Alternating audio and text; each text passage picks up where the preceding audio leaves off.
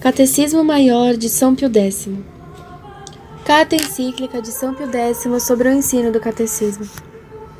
Veneráveis irmãos, saudação e bênção apostólica. 1.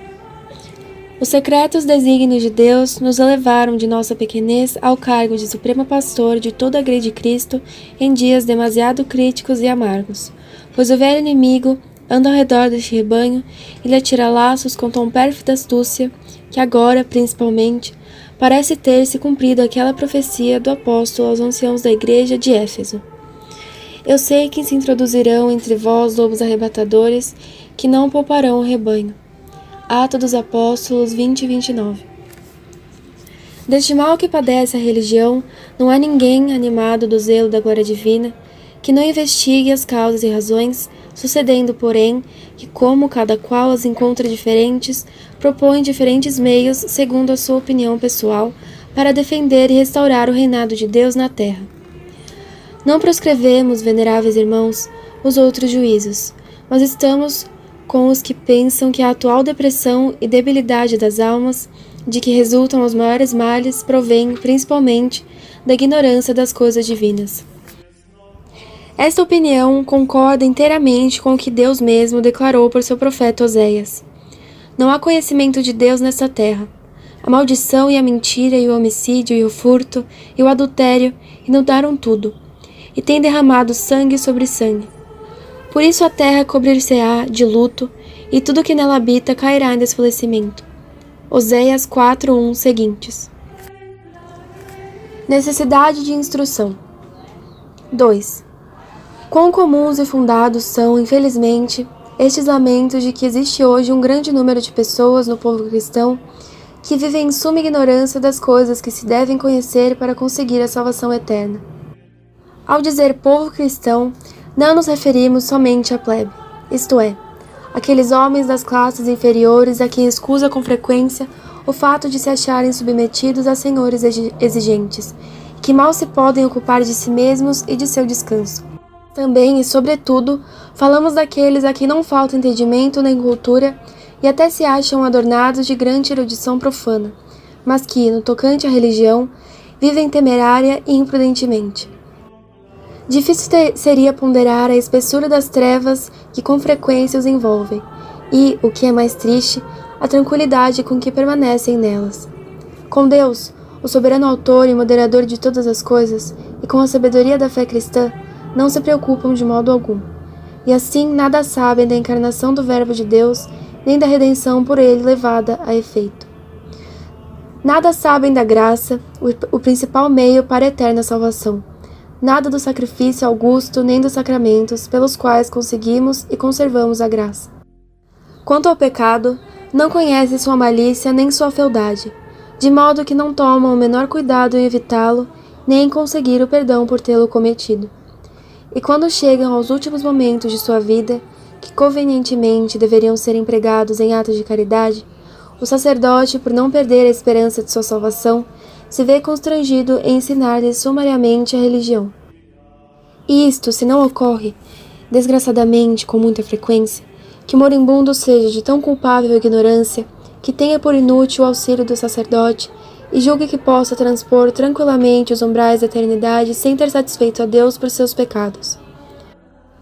Por isso, nosso predecessor Bento XIV escreveu justamente: afirmamos que a maior parte dos condenados às penas eternas padecem sua perpétua desgraça por ignorar os mistérios da fé, que necessariamente se devem saber e crer para que alguém se conte entre os eleitos. 3. Sendo isto assim, veneráveis irmãos, que tem de surpreendente, perguntamos, que a corrupção dos costumes e sua depravação sejam tão grandes e cresçam diariamente, não só nas nações bárbaras, mas ainda nos mesmos povos que levam o nome de cristãos? Com razão, dizia o apóstolo São Paulo ao escrever aos de Éfeso: e nem sequer se nomeia entre vós a fornicação ou qualquer impureza ou avareza, como convém a santos. Nem palavras torpes, nem loucas, nem chocarrices. Éfesos 5:3 seguintes.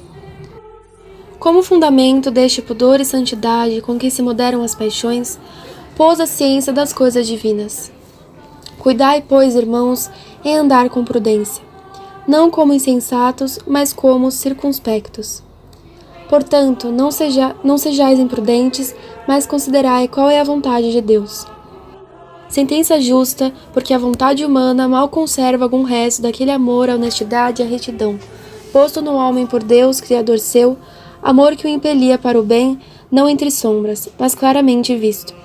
Depravada, todavia, pela corrupção do pecado original e esquecida quase de Deus, seu Criador, a vontade humana acaba por inclinar-se de todo a amar a vanidade e buscar a mentira. Extraviada e cega pelas más paixões, necessita de um guia que lhe mostre o caminho de volta à via da justiça que desgraçadamente abandonou. Este guia, que não se há de buscar fora do homem e de que a própria natureza o proveu, é a própria razão. Mas, se a razão lhe falta sua verdadeira luz, que é a ciência das coisas divinas, sucederá que, ao guiar um cego a outro cego, cairão ambos no buraco. O santo rei Davi, glorificando a Deus por esta luz da verdade que lhe infundira na razão humana, dizia: Impressa está em nós a luz do teu rosto, ó Senhor.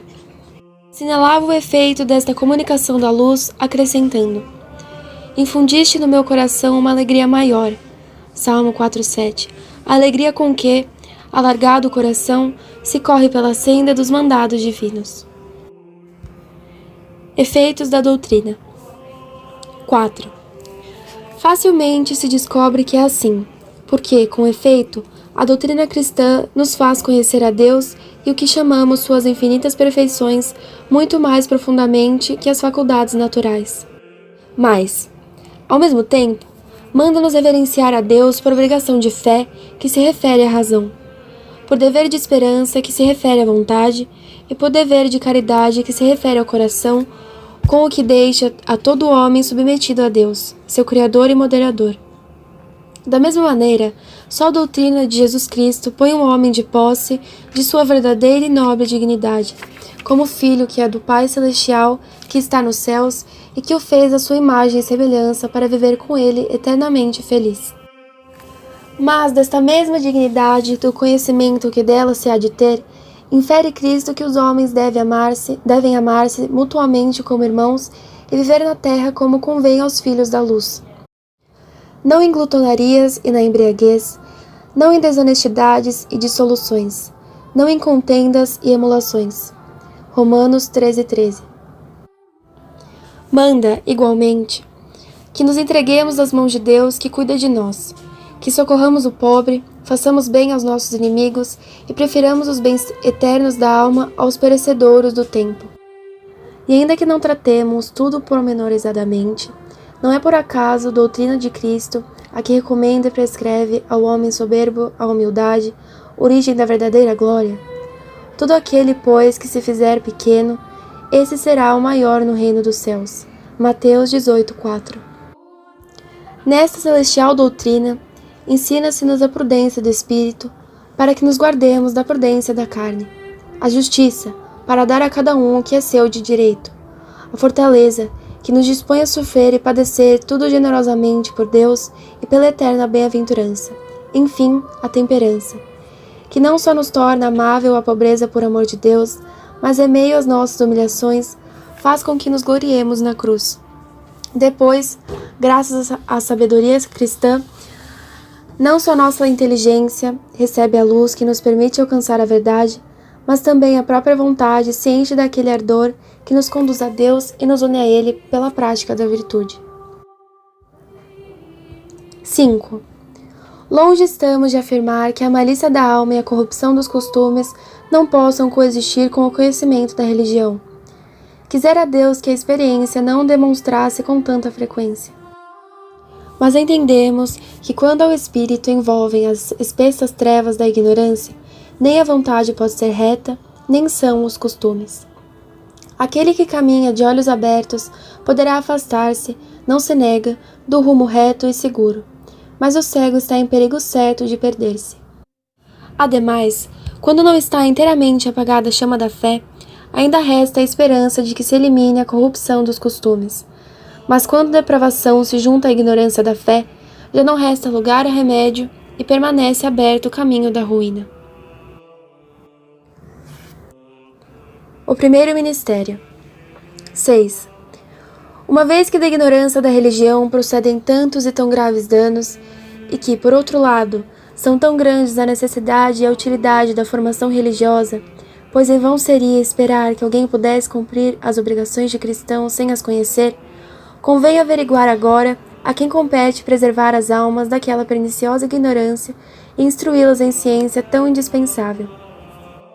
Isto, veneráveis irmãos, não oferece dificuldade alguma, porque esse gravíssimo dever corresponde aos pastores de almas que efetivamente se acham obrigados por mandado do mesmo Cristo a conhecer e apacentar as ovelhas que lhes são confiadas. Apacentar é, antes de mais nada, doutrinar. Eu vos darei pastores segundo o meu coração, os quais vos apacentarão com a ciência e com a doutrina. Jeremias 3,15.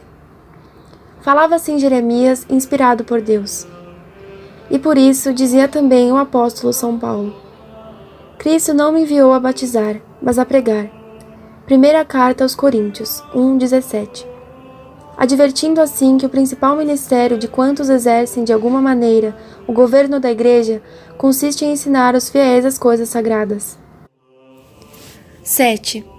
Parece-nos inútil aduzir novas provas da excelência deste ministério e da estima que dele tem Deus. Sim, é verdade que Deus louva grandemente a piedade que nos move a procurar o alívio das misérias humanas. Mas quem negará que maior louvor merecem o zelo e o trabalho consagrados a fornecer os bens celestiais aos homens e não já os transitórios benefícios materiais? Nada pode ser mais grato, segundo seus próprios desejos, a Jesus Cristo, Salvador das almas, que disse de si mesmo pelo profeta Isaías: O Espírito do Senhor me ungiu para evangelizar os pobres. Lucas 4,18. Importa muito, veneráveis irmãos, assentar bem aqui e insistir nisto, que para todo e qualquer sacerdote é este o dever mais grave, mais estrito, a que está obrigado. Porque quem negará que no sacerdote a santidade de vida deve estar unida à ciência? Os lábios do sacerdote serão os guardas da ciência. Malaquias 2,7. E, com efeito, a Igreja rigorosamente a exige de quantos aspiram a ordenar-se sacerdotes. E por quê? Porque o povo cristão espera receber dos sacerdotes o ensino da divina lei, e porque Deus o destina a propagá-la. Da sua boca se há de aprender a lei, porque ele é o anjo do Senhor dos exércitos. Por isso, no momento da ordenação, diz o bispo, dirigindo-se aos que vão ser consagrados sacerdotes: que vossa doutrina seja remédio espiritual para o povo de Deus, que todos sejam previdentes colaboradores de nosso encargo, de modo que, meditando dia e noite acerca da santa lei, creiam naquilo que leram e ensinem aquilo que se creram. Se não há sacerdote a que isso não seja aplicável, que diremos dos que, acrescentando ao sacerdote o nome e o poder de pregadores, têm ao seu cargo a reger as almas, assim por sua dignidade como um pacto contraído? Estes hão de estar incluídos, de algum modo, na classe dos pastores e doutores que Jesus Cristo deu aos fiéis para que não mais sejam meninos flutuantes e elevados ao sabor de todo vento de doutrina, pela malignidade dos homens, mas, praticando a verdade na caridade, cresçam em todas as coisas naquele que é a cabeça, Cristo. Efésios 4, 14 a 15. Disposições da Igreja. 8. Por isso, o Sacrosanto Concílio de Trento, falando dos pastores de alma, declara que a primeira e maior de suas obrigações é a de ensinar o povo cristão. Dispõe, em consequência, que pelo menos os domingos e festas solenes deem ao povo instrução religiosa, e durante os santos tempos do Advento e da Quaresma, diariamente ou ao menos 3 vezes por semana. E não só isso, porque acrescenta o concílio que os párocos estão obrigados, ao menos nos domingos e dias de festa, a ensinar eles próprios, ou por meio de outros, às crianças as verdades de fé e a obediência que devem a Deus e aos seus pais.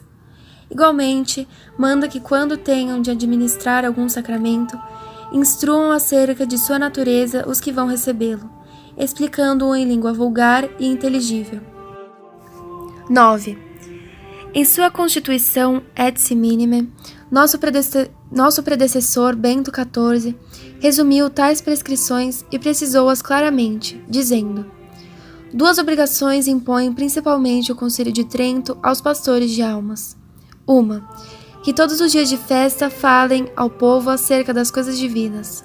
Outra, que ensinem às crianças e aos ignorantes os elementos da lei divina e da fé.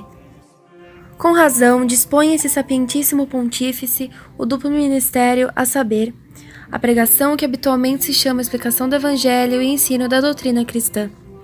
Talvez não faltem sacerdotes que, desejosos de poupar a si mesmos trabalho, creiam que com as homilias satisfazem a obrigação de ensinar o catecismo. Quem quer que reflita descobrirá o erro dessa opinião, porque a pregação do Evangelho está destinada aos que já possuem os elementos da fé. É o pão que deve dar-se aos adultos. Mas, pelo contrário, o ensino do catecismo é aquele leite que o apóstolo São Paulo queria que todos os fiéis desejassem sinceramente como as crianças recém-nascidas. O ofício, pois, do catequista consiste em escolher alguma verdade relativa à fé e aos costumes cristãos, e explicá-la em todos os seus aspectos. E como a finalidade do ensino é a perfeição da vida, o catequista há de comparar o que Deus manda fazer e que os homens fazem realmente. Depois disso, extraindo oportunamente algum exemplo da Sagrada Escritura, da história da Igreja ou das vidas dos santos, deverá aconselhar a seus ouvintes, como se assinalasse com o dedo, a norma a que devem ajustar a vida, e terminará exortando os presentes a fugir dos vícios e a praticar a virtude. Instrução popular. 10. Não ignoramos, em verdade, que este método de ensinar a doutrina cristã não é grato a muitos, que o estimam insuficiente e talvez impróprio para atrair o louvor popular. Mas nós declaramos que semelhante juízo pertence aos que se deixam levar pela ligeireza mais que pela verdade. Certamente não reprovamos os oradores sagrados que, movidos por sincero desejo de glória divina, se empenham na defesa da fé ou em fazer o panegírico dos santos. Mas seu labor requer outro, preliminar, o dos catequistas, pois, faltando este, não há alicerces e em vão se fatigam os que edificam a casa. É muito frequente que floridos discursos recebidos com aplauso de numeroso auditório só sirvam para afagar o ouvido, não para comover as almas. Em contrapartida, o ensino catequético, conquanto simples e humilde, merece que se lhe apliquem essas palavras que disse Deus por Isaías. E assim como se desce do céu a chuva e a neve, e não voltam mais para lá, mas embebem a terra, e fecundam-na e fazem-na germinar, a fim de que dê semente ao que semeia e pão ao que se come. Assim será a minha palavra que sair da minha boca. Não tornará para mim vazia, mas fará tudo o que eu quero, e produzirá os efeitos para os quais enviarei. Isaías 55, 10, 11. O mesmo juízo se há de fazer daqueles sacerdotes que, para melhor expor as verdades da religião, publicam eruditos volumes. São dignos, certamente, de grande elogio. Quantos, porém, são os que consultam obras dessa índole e tiram delas o fruto correspondente ao labor e aos desejos dos seus autores? Mas o ensino da doutrina cristã, bem feito, jamais deixa de aproveitar os que o escutam. 11. Convém repetir, para inflamar o zelo dos ministros do Senhor, que já é grandíssimo e aumenta cada dia mais o número dos que ignoram tudo em matéria de religião, ou que só têm um conhecimento tão imperfeito de Deus e da fé cristã, que em plena luz de verdade católica lhes é possível viver como pagãos. Quão grande é o número não de crianças, mas de adultos e até anciãos que ignoram absolutamente os principais mistérios da fé, e que, ao ouvir o nome de Cristo, respondem: quem é para eu crer nele? Jó 9,36. Daí o terem por lícito forjar e manter ódios contra o próximo, fazer contratos iníquos, explorar negócios infames, fazer empréstimos usurários e cometer outras maldades semelhantes. Daí que, ignorantes da lei de Cristo, que proíbe não só toda e qualquer ação torpe, mas qualquer pensamento voluntário, e o desejo dela, Muitos que, por qualquer razão, até quase se abstêm dos prazeres vergonhosos, alimentam, porém, suas almas, que carecem de princípios religiosos, com os pensamentos mais perversos, e façam o número de suas iniquidades maior que o dos cabelos de sua cabeça. E repitamos que estes vícios não se acham somente entre a gente pobre do campo e das classes baixas, mas também, e talvez com mais frequência, entre as pessoas de categoria superior e até entre os que se envaidecem de seu saber e, apoiados numa vã erudição, pretendem escarnecer da religião e blasfemar contra tudo o que não conhecem. Judas 10. 12. Se é coisa vã esperar colheita em terra não semeada, como esperar gerações adornadas de boas obras se oportunamente não foram instruídas na doutrina cristã? Donde justamente concluímos que, se a fé enlanguece em nossos dias até parecer quase morta, em quase uma grande maioria, é porque se cumpriu descuidadosamente, ou se descumpriu de todo, a obrigação de ensinar as verdades contidas no catecismo. Inútil seria dizer, como escusa, que a fé é dada gratuitamente e conferida a cada um no batismo. Porque, certamente, os batizados em Jesus Cristo fomos enriquecidos com o hábito da fé, mas esta divina semente não chega a crescer e criar grandes ramos, se entregue a si mesma e reduzida a atuar como por virtude inata. Tem homem, desde que nasce, a faculdade de entender. Mas essa faculdade necessita da palavra materna para, como se diz, converter-se em ato. Também o homem cristão, ao renascer pela água e pelo Espírito Santo, traz como um germe a fé, mas necessita do ensino da Igreja para que esta fé possa nutrir-se, crescer e dar fruto. Por isso escrevi o apóstolo: a fé é pelo ouvido, e o ouvido pela palavra de Cristo. Romanos 10, 17. E para mostrar a necessidade do ensino, acrescentou: como ouvirão sem haver quem lhes pregue? Normas. 13. Pelo exposto até aqui, pode ver-se qual seja a importância da instrução religiosa do povo.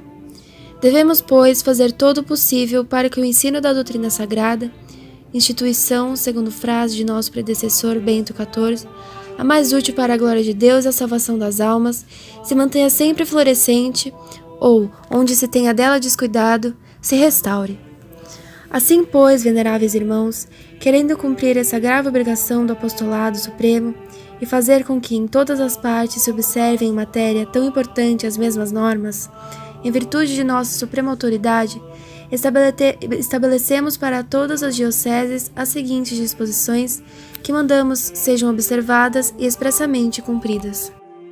1.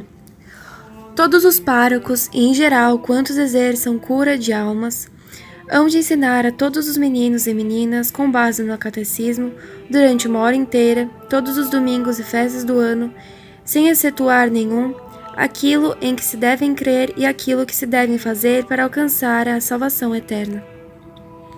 2. Os mesmos párocos hão de preparar os meninos e meninas em épocas fixas do ano, mediante instrução que deve durar vários dias, para receber dignamente os sacramentos da penitência e da confirmação. 3. Ademais, hão de preparar com especial cuidado os rapazinhos e mocinhas para que santamente se aproximem pela primeira vez da Sagrada Mesa, valendo-se para isso de oportunos ensinamentos e exortações. Durante todos os dias da Quaresma e, caso seja necessário, durante vários outros depois da Páscoa. 4. Em todas e cada uma das paróquias, erigir-se-á canonicamente a associação chamada vulgarmente Congregação da Doutrina Cristã. Com ela, principalmente onde suceda ser escasso o número de sacerdotes, os párocos terão colaboradores seculares para o ensino do catecismo, os quais se ocuparão deste ministério tanto por zelo da glória de Deus, como para beneficiar-se de santas indulgências, com que os romanos pontífices enriqueceram esta associação. 5. Nas cidades mais populosas, principalmente onde haja faculdades maiores, institutos e colégios, fundem-se escolas de religião para instruir nas verdades da fé e nas práticas da vida cristã a juventude que frequente as escolas públicas, nas quais não se mencionam as escolas da religião. 6. Porque, nestes tempos, a idade madura, não menos que a infância, necessita da instrução religiosa, os párocos e quantos sacerdotes exerçam cura de almas, além da habitual homilia sobre o Santo Evangelho, que hão de fazer todos os dias de festa na missa paroquial, deverão determinar a hora mais oportuna para que compareçam os fiéis, excetuando a hora destinada à doutrina das crianças, e dar instrução catequética aos adultos com linguagem simples e proporcionada à sua inteligência. Para isso, valer-se-ão do catecismo do Concílio de Trento, de tal modo que, no espaço de 4 a 5 anos, expliquem tudo quanto se refere ao símbolo, aos sacramentos, ao decálogo, à oração e aos mandamentos da Igreja. 7. Veneráveis irmãos, isto mandamos e estabelecemos em virtude de nossa autoridade apostólica. Agora, é obrigação vossa procurar, cada qual em sua própria diocese, que essas prescrições se cumpram inteiramente e sem demora. Velai, pois, e com a autoridade que vos é peculiar. Procurai que nossos mandatos não caiam no esquecimento, ou, o que resultaria no mesmo, se cumpram com negligência e frouxidão. Para evitar essa falta, a vez de empregar as recomendações mais assíduas e prementes aos párocos, para que não expliquem o catecismo sem prévia preparação e para que não falem a língua da sabedoria humana, mas com simplicidade de coração e com sinceridade diante de Deus. Segunda carta aos Coríntios 1:12. Sigam o exemplo de Cristo, o qual, embora revelasse coisas que têm estado ocultas desde a criação do mundo. Mateus 13:35. As dizia ao povo em parábolas e não lhes falava sem parábolas. Sabemos que o mesmo fizeram os apóstolos, ensinados por Jesus Cristo, e deles dizia São Gregório Magno. Tiveram todo o empenho em pregar aos povos ignorantes coisas simples e acessíveis, e não coisas altas e árduas. E nas coisas de religião, grande parte dos homens de nossa época há de ter-se por ignorante. O trabalho do ensino. 14. Mas não quereríamos que alguém, em razão desta mesma simplicidade que convém observar, imaginasse que o ensino catequético não requer trabalho nem meditação. Ao contrário, ele os exige maiores que qualquer outro gênero. É mais fácil achar um orador que fale com abundância e brilhantismo que um catequista cuja explicação mereça pleno louvor. Por conseguinte, devem todos levar em conta que, por grande que seja a facilidade de conceitos e de expressão de que se ache naturalmente dotado, ninguém falará da doutrina cristã com proveito espiritual dos adultos nem das crianças sem antes se preparar com estudo e séria meditação. Enganam-se os que, confiando na inexperiência e rudeza intelectual do povo, creem que podem proceder negligentemente nesta matéria. Ao contrário, quanto mais incultos os ouvintes, maior zelo e cuidado se requerem para conseguir que as verdades mais sublimes, tão acima do entendimento da generalidade dos homens, penetrem na inteligência dos ignorantes, os quais, não menos que os sábios, necessitam conhecê-las para alcançar a eterna bem-aventurança. 15. Seja-nos permitido, veneráveis irmãos, dizer-vos ao terminar esta carta o que disse Moisés. Quem é pelo Senhor, junte-se a mim. Êxodo 32:26. Observai, rogamo-vos e pedimos, quão grandes estragos produz nas almas a ignorância das coisas divinas. Talvez tenhais estabelecido em vossas dioceses muitas obras úteis e dignas de louvor, para o bem de vossa grei. Mas, com preferência a todas elas, e com todo o empenho, a fã e constância que vos sejam possíveis, buscai esmeradamente que o conhecimento da doutrina cristã penetre por completo na mente e no coração de todos. Comunique cada um ao próximo, repetimos com o apóstolo São Pedro, o dom que recebeu como bons dispensadores da multiforme graça de Deus. Pedro 4:10. Que mediante a intercessão da Imaculada e Bem-aventurada Virgem Maria, vosso zelo e piedosa indústria se excitem com a bênção apostólica, que em testemunho de nossa caridade e como penhor de favores celestes, amorosamente vos concedemos a vós, a vosso clero e ao povo que vos está confiado. Dado em Roma, junto a São Pedro, em 15 de abril de 1905, no segundo ano de nosso pontificado. Lição preliminar da doutrina cristã e suas partes principais. 1. Sois cristão? Sim, sou cristão pela graça de Deus. 2. Por que dizeis pela graça de Deus? Digo pela graça de Deus, porque o ser cristão é um dom de Deus inteiramente gratuito que nós não podemos merecer. 3. E quem é verdadeiro cristão? Verdadeiro cristão é aquele que é batizado, crê e professa a doutrina cristã e obedece aos legítimos pastores da Igreja. 4. Que é a doutrina cristã? A doutrina cristã é a doutrina que Jesus Cristo, nosso Senhor, nos ensinou para nos mostrar o caminho da salvação. 5. É necessário aprender a doutrina ensinada por Jesus? Certamente, é necessário aprender a doutrina ensinada por Jesus Cristo, e cometem falta grave aqueles que se descuidam de o fazer. 6. Os pais e patrões estão obrigados a mandar ao catecismo seus filhos e dependentes? Os pais e patrões são obrigados a procurar que seus filhos e dependentes aprendam a doutrina cristã, e são culpados diante de Deus se desprezam esta obrigação. 7. De quem devemos nós receber e aprender a doutrina cristã? Devemos receber e aprender a doutrina cristã da Santa Igreja Católica. 8. Como é que temos a certeza de que a doutrina cristã que recebemos da Santa Igreja Católica é verdadeira?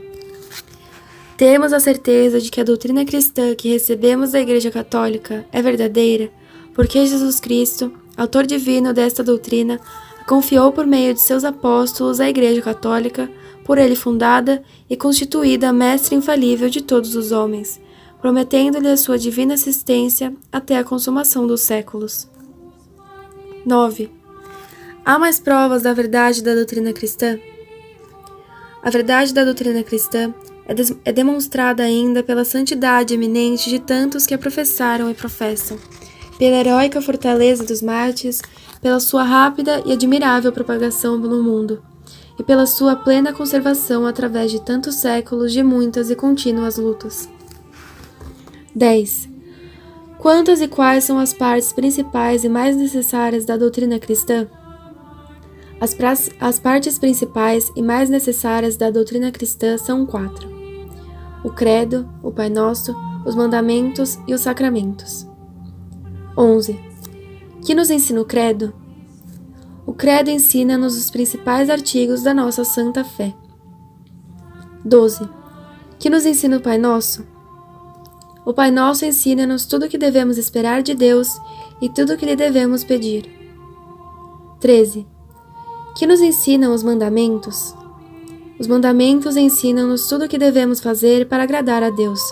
Em resumo, amar a Deus sobre todas as coisas e amar ao próximo como a nós mesmos, por amor de Deus. 14. Que nos ensina a doutrina dos sacramentos? A doutrina dos sacramentos faz-nos conhecer a natureza e o bom uso desses meios que Jesus Cristo instituiu para perdoar-nos os pecados, comunicar-nos a sua graça e infundir e aumentar em nós as virtudes da fé, da esperança e da caridade. Primeira parte. Do símbolo dos apóstolos, chamado vulgarmente o Credo. Capítulo 1. Do Credo em geral. 15. Qual é a primeira parte da doutrina cristã? A primeira parte da doutrina cristã é o símbolo dos apóstolos, chamado vulgarmente o Credo. 16. Por que chamamos ao Credo símbolo dos apóstolos? O Credo chama-se símbolo dos apóstolos porque é um compêndio das verdades da fé ensinadas pelos apóstolos. 17. Quantos artigos tem o Credo? O Credo tem 12 artigos. 18. Dizei-os. Primeiro, creio em Deus Pai Todo-Poderoso, Criador do céu e da terra. Segundo, e em Jesus Cristo, um só seu Filho, nosso Senhor. Terceiro, o qual foi concebido pelo poder do Espírito Santo, nasceu de Maria Virgem. Quarto, Padeceu sob o poder de Pôncio Pilatos, foi crucificado, morto e sepultado. 5. Desceu aos infernos, ao terceiro dia ressurgiu dos mortos. 6. Subiu aos céus, está sentado à direita de Deus Pai Todo-Poderoso. 7. De onde há de vir a julgar os vivos e os mortos. 8. Creio no Espírito Santo. 9. Na Santa Igreja Católica, na comunhão dos santos. 10. Na remissão dos pecados. 11. Na ressurreição da carne. 12. Na vida eterna. Amém. 19. Que quer dizer a palavra credo, eu creio, que dizeis no começo do símbolo? A palavra credo, eu creio, quer dizer: eu tenho por absolutamente verdadeiro tudo que nesses 12 artigos se contém. E eu creio mais firmemente do que se o visse com os meus olhos, porque Deus, que não pode nem enganar-se nem enganar-nos, revelou essas verdades à Santa Igreja Católica e por meio dela as revela também a nós. 20. Que contém os artigos do credo? Os artigos do credo contêm tudo o que de mais importante devemos crer acerca de Deus, de Jesus Cristo e da Igreja, sua esposa. 21. É muito útil rezar frequentemente o credo? É utilíssimo rezar frequentemente o credo, para imprimirmos cada vez mais no coração as verdades da fé. Capítulo 2. Do primeiro artigo do credo. 1. De Deus Pai e da criação. 22. Que nos ensina o primeiro artigo do credo? Creio em Deus Pai, Todo-Poderoso, Criador do céu e da terra. O primeiro artigo do credo ensina-nos que há um só Deus, o qual é todo-poderoso e criou o céu e a terra e todas as coisas que no céu e na terra se contêm, isso é, todo o universo. 23. Como sabemos nós que há Deus? Sabemos que há Deus porque a nossa razão nolo demonstra, e a fé nolo confirma. 24. Por que se dá a Deus o nome de Pai? Dá-se a Deus o nome de Pai, primeiro, porque é Pai por natureza da segunda pessoa da Santíssima Trindade, isto é, do Filho por ele gerado. Segundo, porque Deus é Pai de todos os homens que ele criou, conserva e governa. Terceira, porque, finalmente, é Pai pela graça de todos os cristãos, os quais por isso se chamam filhos adotivos de Deus. 25. Porque o Pai é a primeira pessoa da Santíssima Trindade? O Pai é a primeira pessoa da Santíssima Trindade, porque não procede de outra pessoa, mas é o princípio das outras duas pessoas, isto é, do Filho e do Espírito Santo. 26. Que quer dizer a palavra Todo-Poderoso? A palavra Todo-Poderoso quer dizer que Deus pode fazer tudo o que quer. 27. Deus não pode pecar nem morrer. Como é então que se diz que ele pode fazer tudo? Disse que Deus pode fazer tudo, embora não possa pecar nem morrer, porque o poder pecar ou morrer não é feito de potência, mas de fraqueza, a qual não pode existir em Deus, que é perfeitíssimo. 28. Que quer dizer Criador do céu e da terra? Criar quer dizer fazer do nada. Portanto, Deus disse Criador do céu e da terra, porque fez do nada o céu e a terra, e todas as coisas que no céu e na terra se contêm, isto é, todo o universo. 29. O mundo foi criado somente pelo Pai? O mundo foi criado igualmente por todas as três pessoas divinas, porque aquilo que uma pessoa faz relativamente às criaturas, fazem-no com um só e o mesmo ato também as outras. 30. Por que então a criação se atribui particularmente ao Pai? Atribui-se a criação particularmente ao Pai, porque a criação é feita da onipotência divina, a qual se atribui particularmente ao Pai, como se atribui a sabedoria ao Filho e a bondade ao Espírito Santo, embora todas as três pessoas tenham a mesma onipotência, sabedoria e bondade. 31. Deus cuida do mundo e de todas as coisas que criou? Sim, Deus cuida do mundo e de todas as coisas que criou, conserva-as e governa-as, como a sua infinita bondade e sabedoria. E nada sucede no mundo sem que Deus o queira ou o permita. 32. Por que dizeis que nada sucede sem que Deus o queira ou permita? Disse que nada sucede no mundo sem que Deus o queira ou permita, porque há coisas que Deus quer e manda, e outras que ele não quer, mas não impede, como o pecado. 33. Por que Deus não impede o pecado? Deus não impede o pecado, porque até do abuso que o homem faz da liberdade que ele concedeu sabe tirar um bem, e fazer resplandecer ainda mais a sua misericórdia ou a sua justiça. Segundo, dos anjos. 34. Quais são as criaturas mais nobres que Deus criou? As criaturas mais nobres criadas por Deus são os anjos. 35. Quem são os anjos? Os anjos são criaturas inteligentes e puramente espirituais, sem corpo. 36. Para que fim criou Deus os anjos? Deus criou os anjos para ser por eles honrado e servido, e para os fazer eternamente felizes. 37. Que forma e que figura têm os anjos? Os anjos não têm forma nem figura alguma sensível, porque são puros espíritos criados por Deus para subsistirem sem ter de estar unidos a corpo algum. 38. Por que então se representam os anjos com formas sensíveis? Representam-se os anjos com formas sensíveis, primeiro, para auxiliar a nossa imaginação, e segundo, porque assim apareceram muitas vezes aos homens, como lemos na Sagrada Escritura. 39. Foram todos os anjos fiéis a Deus?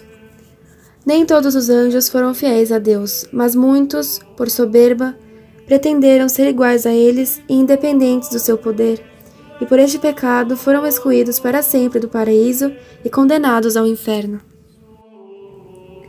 40. Como se chamam os anjos excluídos para sempre do paraíso e condenados ao inferno? Os anjos excluídos para sempre do paraíso e condenados ao inferno chamam-se demônios e o seu chefe chama-se Lúcifer ou Satanás. 41. Os demônios podem fazer-nos algum mal? Sim, os demônios podem fazer-nos muito mal à alma e ao corpo, se Deus lhes der licença, sobretudo tentando-nos a pecar. 42. Por que nos tentam os demônios? Os demônios tentam-nos pela inveja que nos têm e que lhes faz desejar a nossa eterna condenação, e por ódio a Deus, cuja imagem em nós resplandece. E Deus permite as tentações a fim de que nós, vencendo-as com a sua graça, pratiquemos as virtudes e alcancemos merecimentos para o céu. 43. Como podemos vencer as tentações? Vencem-se as tentações com a vigilância, com a oração e com a mortificação cristã. 44. Os anjos que se conservam fiéis a Deus, como se chamam? Os anjos que se conservam fiéis a Deus chamam-se anjos bons, espíritos celestes ou simplesmente anjos. 45. O que aconteceu aos anjos que se conservaram fiéis a Deus? Os anjos que se conservaram fiéis a Deus foram confirmados em graça, gozam para sempre na visão de Deus, amam-no, bendizem-no e louvam-no eternamente. 46. Deus serve-se dos anjos como seus ministros? Sim, Deus serve-se dos anjos como seus ministros e especialmente confia a muitos dentre eles o ofício de nossos guardas e protetores. 47. Devemos ter particular devoção ao nosso anjo da guarda? Sim, devemos ter particular devoção ao nosso anjo da guarda, honrá-lo, implorar o seu auxílio, seguir as suas inspirações e ser-lhe reconhecidos pela assistência contínua que nos dá. Terceiro, do homem. 48. Qual é a criatura mais nobre que Deus colocou sobre a terra? A criatura mais nobre que Deus colocou sobre a terra é o homem. 49. Que é o homem? O homem é uma criatura racional composta de alma e corpo. 50. Que é a alma? A alma é a parte mais nobre do homem, porque é a substância espiritual dotada de inteligência e de vontade, capaz de conhecer a Deus e de o possuir eternamente. 51. Pode-se ver e palpar a alma humana? Não se pode ver nem apalpar a nossa alma, porque é espírito. 52. Morre a alma humana com o corpo? A alma humana nunca morre. A fé e a própria razão provam que ela é imortal. 53.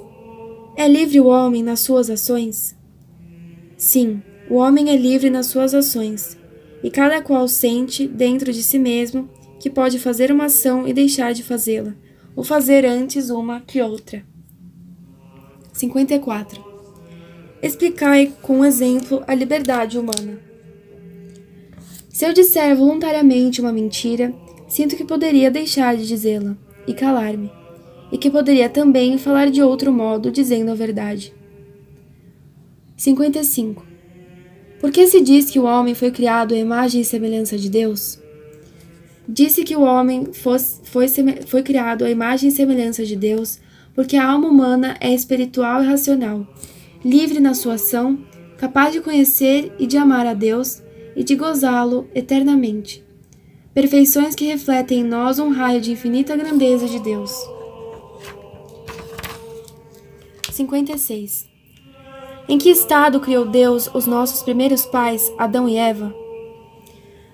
Deus criou Adão e Eva no estado de inocência e de graça, mas depressa o perderam pelo pecado. 57. Além da inocência e da graça santificante, concedeu Deus aos nossos primeiros pais outros dons? Além da inocência e da graça santificante, Deus concedeu aos nossos primeiros pais outros dons, que eles deviam transmitir, juntamente com a graça santificante, aos seus descendentes, e eram a integridade, isto é, a perfeita sujeição dos sentidos à razão, a imortalidade, a imunidade de todas as dores e misérias e a ciência proporcionada ao seu estado. 58. Qual foi o pecado de Adão? O pecado de Adão foi um pecado de soberba e de grave desobediência. 59. Qual foi o castigo do pecado de Adão e Eva? Adão e Eva perderam a graça de Deus e o direito que tinham ao céu. Foram expulsos do paraíso terrestre, sujeitos a muitas misérias na alma e no corpo, e condenados a morrer. 60. Se Adão e Eva não tivessem pecado, ficariam livres da morte?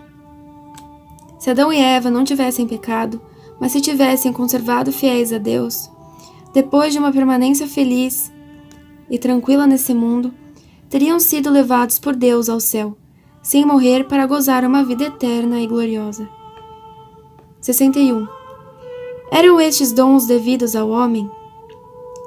Estes dons não eram devidos por nenhum título ao homem, mas eram absolutamente gratuitos e preternaturais.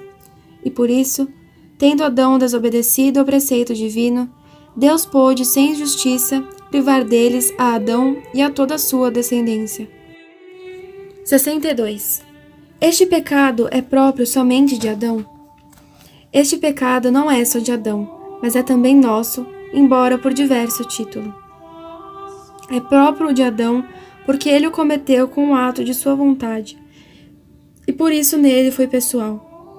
É nosso porque, tendo Adão o pecado como cabeça e fonte de todo o gênero humano, é transmitido por geração natural a todos os seus descendentes, e por isso para nós é pecado original. 63. Como é possível que o pecado original se transmita a todos os homens?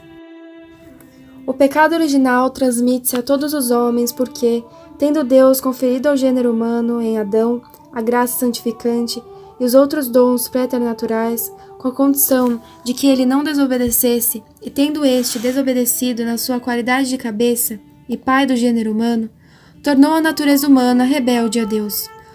Por isso a natureza humana é transmitida a todos os descendentes de Adão num estado de rebeldia contra Deus, privado da graça divina e dos outros dons. 64. Contraem todos os homens o pecado original? Sim, todos os homens contraem o pecado original, exceto a Santíssima Virgem, que dele foi preservada por Deus, com singular privilégio na previsão dos merecimentos de Jesus Cristo, nosso Salvador. 64. Depois do pecado de Adão, já não poderiam os homens salvar-se? Depois do pecado de Adão, os homens já não poderiam salvar-se, se Deus não tivesse usado para com eles de misericórdia. 66. Qual foi a misericórdia de que Deus usou para com o gênero humano? A misericórdia de que Deus usou para com o gênero humano foi prometer logo a Adão um Redentor divino, ou Messias, e enviá-lo depois a seu tempo, para libertar os homens da escravidão do demônio e do pecado. 67. Quem é o Messias prometido? O Messias prometido é o Jesus Cristo, como nos ensina o segundo artigo do Credo. Capítulo 3.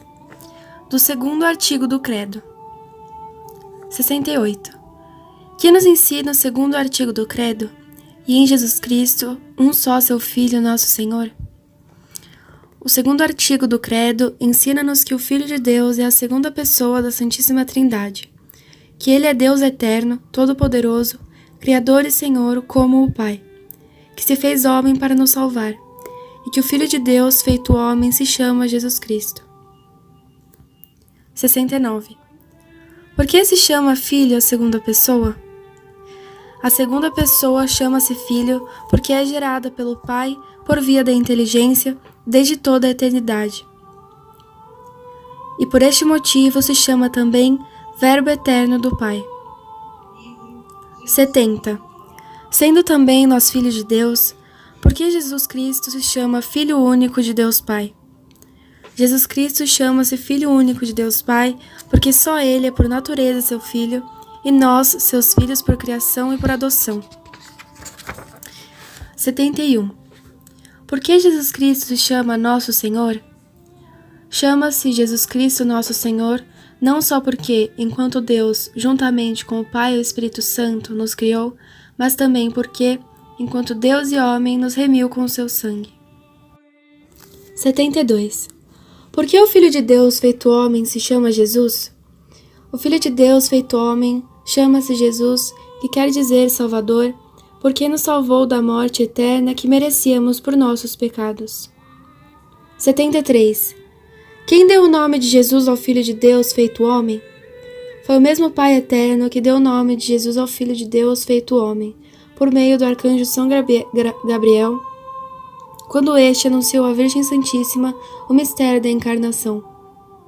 74.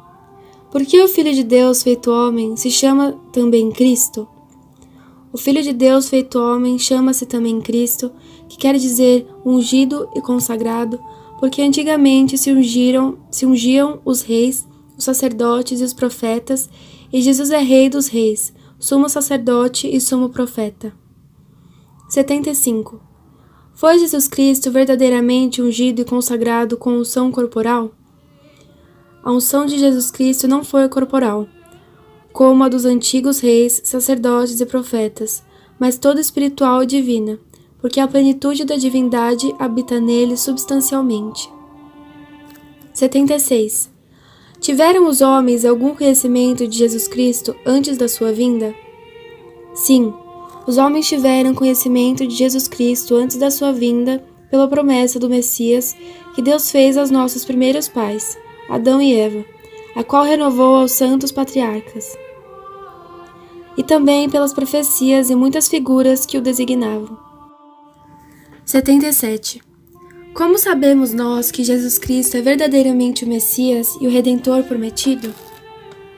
Sabemos que Jesus Cristo é verdadeiramente o Messias e o Redentor prometido, porque nele se cumpriu, primeiro, tudo o que anunciavam as profecias. Segundo, tudo o que representavam as figuras do Antigo Testamento. 78. Que prediziam as profecias acerca do Redentor?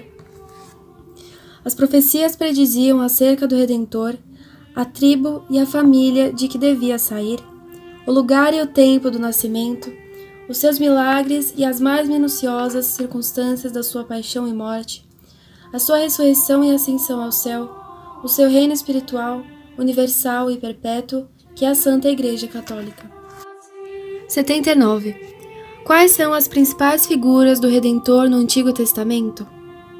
As principais figuras do Redentor no Antigo Testamento são o inocente Abel, o sumo sacerdote Melquisedeque, o sacrifício de Isaque, José vendido pelos irmãos, o profeta Jonas, o cordeiro pascal e a serpente de bronze, levantada por Moisés no deserto. 80. Como sabemos nós que Jesus Cristo é verdadeiro Deus?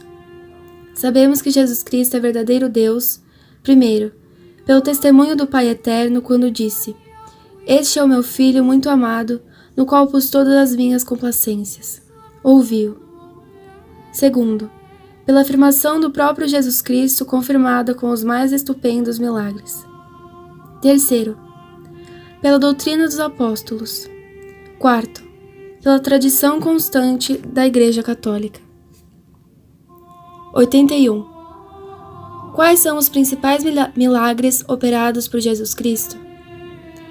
Os principais milagres operados por Jesus Cristo foram, além da sua ressurreição, a saúde restituída aos enfermos, a vista aos cegos, o ouvido aos surdos e a vida aos mortos. Capítulo 4. Do terceiro artigo do Credo. 82. Que nos ensina o terceiro artigo do Credo, o qual foi concebido pelo poder do Espírito Santo, nasceu de Maria Virgem? O terceiro artigo do Credo ensina-nos que o Filho de Deus tomou um corpo e alma, como nós temos, no seio puríssimo de Maria Santíssima, pelo poder do Espírito Santo, e que nasceu desta Virgem. 83. Concorreram o Pai e o Filho também para formar o corpo e para criar a alma de Jesus Cristo? Sim, para formar o corpo e para criar a alma de Jesus Cristo, concorreram todas as três pessoas divinas. 84. Por que se diz só foi concebido pelo poder do Espírito Santo? Disse só foi concebido pelo poder do Espírito Santo, porque a encarnação do Filho de Deus é obra de bondade e de amor, e as obras de bondade e de amor atribuem-se ao Espírito Santo. 85. Fazendo-se homem, deixou o Filho de ser Deus? O Filho de Deus, fazendo-se homem, não deixou de ser Deus. Então Jesus Cristo é Deus e o homem ao mesmo tempo? Sim, o Filho de Deus encarnado, isto é, Jesus Cristo, é Deus e homem ao mesmo tempo, perfeito Deus e perfeito homem. 87. Há então em Jesus Cristo duas naturezas? Sim, em Jesus Cristo, que é Deus e homem, há duas naturezas, a divina e a humana. 88.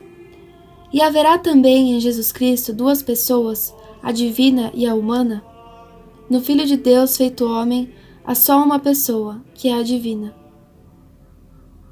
89. Quantas vontades há em Jesus Cristo? Em Jesus Cristo há duas vontades, uma divina, outra humana. 90. Tinha Jesus Cristo vontade livre?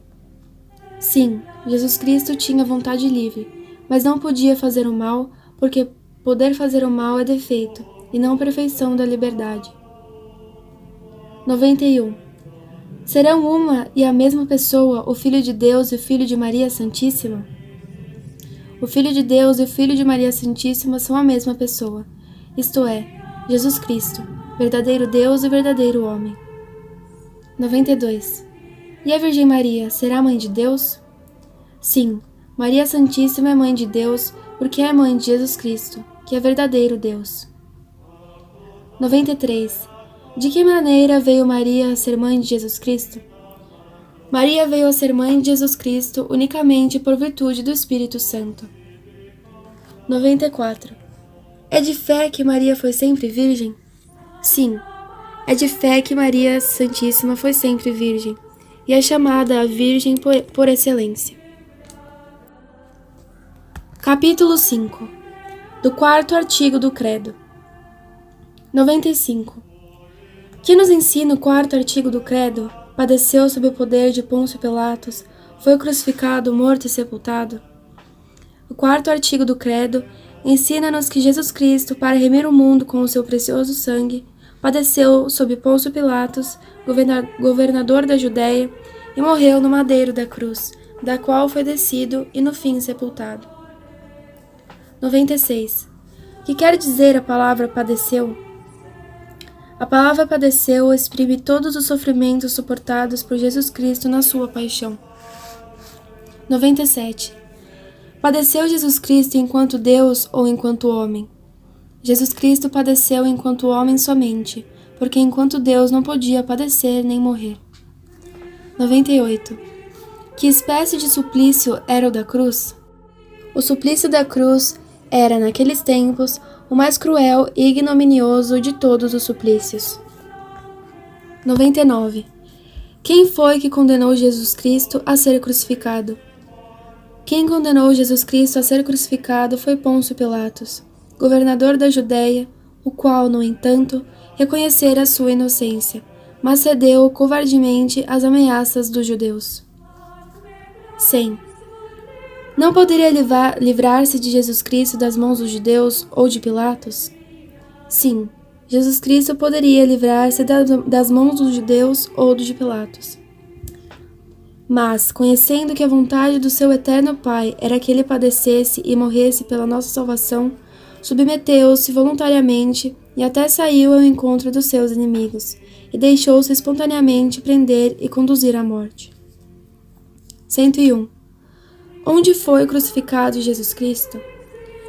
Jesus Cristo foi crucificado sobre o Monte Calvário. 102. Que fez Jesus Cristo na cruz? Jesus Cristo na cruz orou pelos seus inimigos, deu por mãe ao discípulo São João, e na pessoa dele a nós todos, a sua mesma mãe, Maria Santíssima. Ofereceu a sua morte em sacrifício e satisfez a justiça de Deus pelos pecados dos homens. 103. Não bastaria que viesse um anjo satisfazer por nós? Não bastava que viesse um anjo satisfazer por nós, porque a ofensa feita a Deus pelo pecado era, sob certo aspecto, infinita, e para satisfazê-la requeria-se uma pessoa que tivesse merecimento infinito. 104. Para satisfazer a justiça divina, era necessário que Jesus Cristo fosse Deus e homem ao mesmo tempo? Sim, era necessário que Jesus Cristo fosse homem para poder padecer e morrer, e era necessário que fosse Deus para que os seus sofrimentos fossem de valor infinito. 105. Por que razão era necessário que os merecimentos de Jesus Cristo fossem de valor infinito? Era necessário que os merecimentos de Jesus Cristo fossem de valor infinito, porque a majestade de Deus, ofendida pelo pecado, é infinita. 106. Era necessário que Jesus Cristo padecesse tanto? Não era absolutamente necessário que Jesus Cristo padecesse tanto, porque o menor dos seus sofrimentos bastaria para a nossa redenção, pois cada um dos seus atos era de valor infinito. 107. Por que então Jesus quis sofrer tanto? Jesus quis sofrer tanto para satisfazer mais abundantemente a justiça divina, para nos mostrar mais claramente o seu amor e para nos inspirar maior horror ao pecado. 108. Aconteceram prodígios quando da morte de Jesus? Sim, quando da morte de Jesus obscureceu-se o sol, tremeu a terra, abriram-se algumas sepulturas e muitos mortos ressuscitaram. 109. Onde foi sepultado o corpo de Jesus? O corpo de Jesus Cristo foi sepultado num túmulo novo, escavado na rocha do monte, pouco distante do lugar onde ele fora crucificado. 110. Na morte de Jesus Cristo, a divindade separou-se do corpo e da alma. Na morte de Jesus Cristo, a divindade não se separou nem do corpo nem da alma, mas só a alma se separou do corpo. 111. Por quem morreu Jesus Cristo? Jesus Cristo morreu pela salvação de todos os homens e satisfez por todos. 112. Se Jesus Cristo morreu pela salvação de todos, por que nem todos se salvam? Jesus Cristo morreu por todos, mas nem todos se salvam porque nem todos reconhecem, nem todos seguem a sua lei, nem todos se servem dos meios de santificação que nos deixou. 113. Para nos salvarmos, não basta que Jesus tenha morrido por nós? Para nos salvarmos, não basta que Jesus Cristo tenha morrido por nós, mas é necessário que sejam aplicadas a cada um de nós o fruto e os merecimentos da sua paixão e morte, aplicação que se faz, sobretudo, por meio dos sacramentos instituídos para este fim pelo mesmo Jesus Cristo. E como os muito ou não recebem os sacramentos, ou não os recebem com as condições devidas, eles tornam inútil para si próprios a morte de Jesus Cristo. Capítulo 6. Do 5º artigo do Credo. 114. Que nos ensina o 5º artigo do Credo? Desceu aos infernos, ao 3º dia ressurgiu dos mortos. O 5º artigo do Credo ensina-nos que a alma de Jesus Cristo, assim que se separou do corpo, foi ao limbo, e que ao 3º dia se uniu de novo ao corpo para nunca mais dele se separar. 115. Que se entende aqui por inferno? Por inferno entende-se aqui o limbo, isto é, aquele lugar onde estavam as almas dos justos esperando a redenção de Jesus Cristo. 116. Por que as almas dos justos não foram introduzidas no paraíso antes da morte de Jesus Cristo? As almas dos justos não foram introduzidas no paraíso antes da morte de Jesus Cristo, porque, pelo pecado de Adão, o paraíso estava fechado. E convinha que Jesus Cristo, cuja morte o reabriu, fosse o primeiro a entrar nele. 117. Por que Jesus Cristo quis esperar até o 3º dia para ressuscitar? Jesus Cristo quis esperar até o 3º dia para ressuscitar, a fim de mostrar de modo insofismável que verdadeiramente tinha morrido. 118.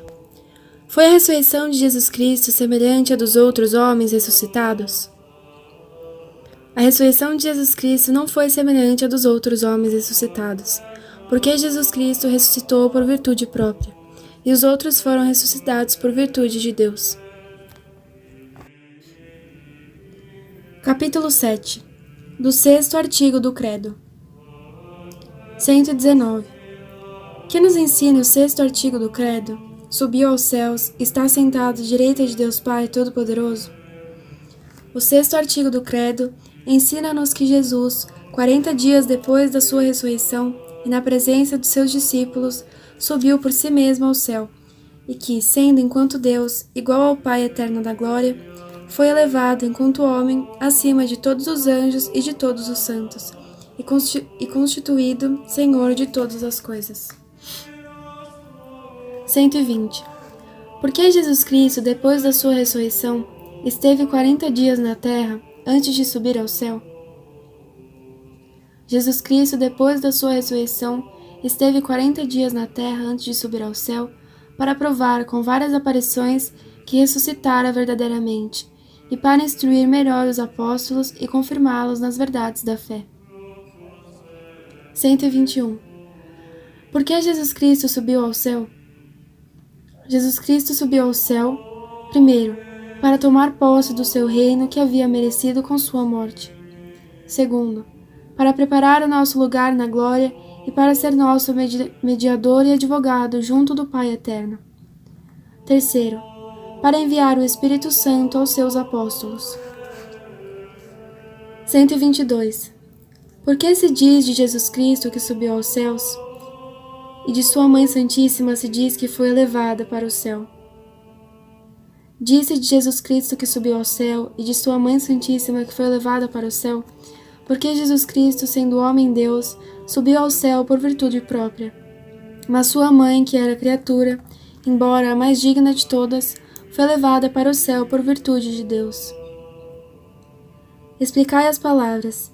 Está sentado à direita de Deus Pai Todo-Poderoso. As palavras "está sentado" significam a posse pacífica que Jesus Cristo tem da sua glória, e as palavras "à direita de Deus, Pai Todo-Poderoso", exprimem que ele tem o lugar de honra sobre todas as criaturas. Capítulo 8. Do 7º artigo do Credo. 124. Que nos ensina o 7º artigo do Credo, de onde há de vir a julgar os vivos e os mortos? O 7º artigo do Credo ensina-nos que no fim do mundo Jesus Cristo, cheio de glória e de majestade, há de vir do céu para julgar todos os homens, bons e maus, e para dar a cada um o prêmio ou o castigo que tiver merecido. 125. Se cada um, logo depois da morte, há de ser julgado por Jesus Cristo no juízo particular, por que havemos de ser julgados todos no juízo universal? Havemos de ser julgados todos no juízo universal por várias razões. Primeira, para a glória de Deus. Segunda, para a glória de Jesus Cristo. Terceira, para a glória dos santos. Quarta, para a confusão dos maus. Quinta, finalmente, para que o corpo, depois da ressurreição universal, tenha juntamente com a alma sua sentença de prêmio ou de castigo. 126. Por que no juízo universal há de manifestar-se a glória de Deus? No juízo universal há de manifestar-se a glória de Deus, porque todos hão de reconhecer a justiça com que Deus governa o mundo, embora se vejam às vezes os bons sofrendo e os maus em prosperidade. 127. Por que no juízo universal há de manifestar-se a glória de Jesus Cristo? No juízo universal há de manifestar-se a glória de Jesus Cristo porque, tendo ele sido injustamente condenado pelos homens, aparecerá então à face do mundo inteiro como o juiz supremo de todos. 128. Por que no juízo universal há de manifestar-se a glória dos santos?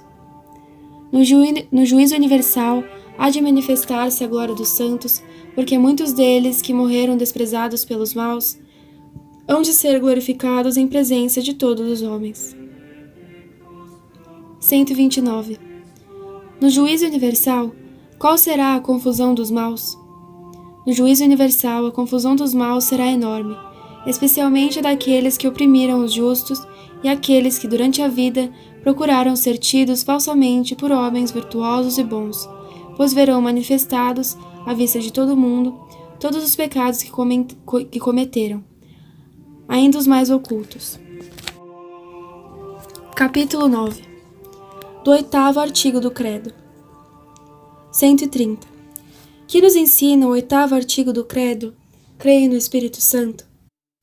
O 8º artigo do Credo ensina-nos que existe o Espírito Santo, terceira pessoa da Santíssima Trindade, e que ele é Deus eterno, infinito, onipotente, Criador e Senhor de todas as coisas, como o Pai e o Filho. 131. De quem procede o Espírito Santo?